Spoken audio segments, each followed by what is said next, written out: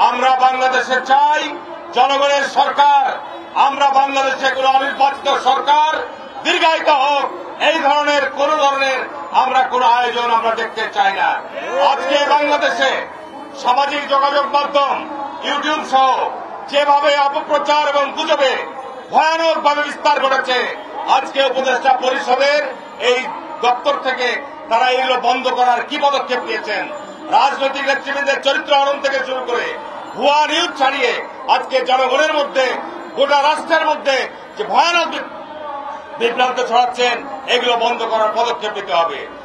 জনাব professor doctor Yunus, মাননীয় প্রধান উপদেষ্টা, আমরা স্পষ্টভাবে বলতে চাই যে গত 5ই আগস্টের বিপ্লবের মধ্য দিয়ে, রক্তপাতের মধ্য দিয়ে বাংলাদেশে যে নতুন সরকারের দায়িত্ব নিয়েছেন, বাংলাদেশে আপামর জনগণ, আপামর সকল রাজনৈতিক দল আপনাদের পাশে দাঁড়িয়েছে দেশকে মেরামত করার জন্য, দেশে একটি অবাধ এবং সুষ্ঠু নিরপেক্ষ নির্বাচনের ব্যবস্থা করার জন্য।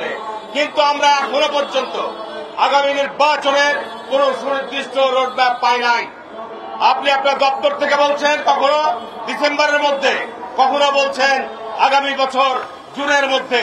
আমি আপনাকে উদ্দেশ্য করে বলতে চাই যে আপনি গতিতে কোনদিন জাতীয় সংসদের নির্বাচন করেন নাই বা জাতীয় কোন ধরনের নির্বাচন করেন নাই।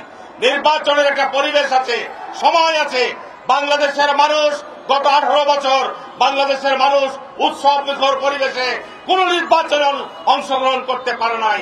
এমন একটি আবহাওয়ায়, এমন একটি পরিবেশে নির্বাচনের আয়োজন করতে হবে যেন যারা ভোটার, যারা প্রার্থী, সকলেই যেন উৎসব মুখর শান্তিপূর্ণ পরিবেশে নির্বাচনে অংশগ্রহণ করতে পারে।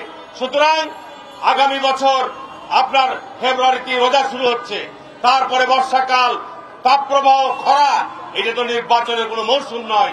সুতরাং বিএনপির পক্ষ থেকে বারবার আমরা দাবি জানিয়ে আসছি যে নির্বাচনের সুনির্দিষ্ট রোডম্যাপ ঘোষণা আপনাকে করতে হবে। কিন্তু এখনো পর্যন্ত আপনার দপ্তর থেকে সুনির্দিষ্ট তারিখ ঘোষণা করছেন না।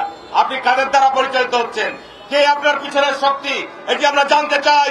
বাংলাদেশ জাতীয়তাবাদী দলকে 18 বছর ক্ষমতায় যারা বাইরে রাখতে চেয়েছিল, তারা আজকে দেশ থেকে পালিয়ে গেছে। তারা আজকে কেউ দেশে নাই, তারা দেশে আসতে পারবে না, তাদের বিচার হবে। কিন্তু বিচারের কথা বলে নির্বাচন বিলম্বিত করা যাবে না। আর সংস্কারের জন্য কমিশন গঠন করেছেন, সংস্কারের জন্য প্রস্তাব এসেছে। এগুলো রাজনৈতিক দলসমূহ পর্যায়ক্রমে ইনশাল্লাহ তাদের এই সংস্কার প্রস্তাবগুলো রাষ্ট্রের প্রয়োজনে আমরা সংস্কার প্রস্তাবগুলো বাস্তবায়ন করব। কিন্তু এটাকে কেন্দ্র করে নির্বাচনকে বিলম্বিত করার কোন সুযোগ নাই, কোন সুযোগ নাই। শুধু এইটুকুই আপনাকে স্পষ্টভাবে বলতে চাই, আজকে যদি আপনারা যেভাবে আপনাকে ফুলের মালা দিয়ে বাংলাদেশের জনগণ বরণ করেছে, আমরা আশা করি ডিসেম্বরের মধ্যেই নির্বাচনের আয়োজনের সুনির্দিষ্ট রোডম্যাপ ঘোষণা করবেন এবং একটি অবাধ, সুষ্ঠু, নিরপেক্ষ নির্বাচন আয়োজন করবেন। যারা ক্ষমতায় আসবে তাদের হাতে ক্ষমতা হস্তান্তর করে আপনারা চলে যাবেন। আপনাদেরকে ফুলের মালা দিয়ে দেশবাসী আজীবন স্মরণ রাখবে। তার কারণ আপনারা একটা ক্রান্তিকাল সময়ে দেশের গুরুত্বপূর্ণ দায়িত্ব পালন করছেন।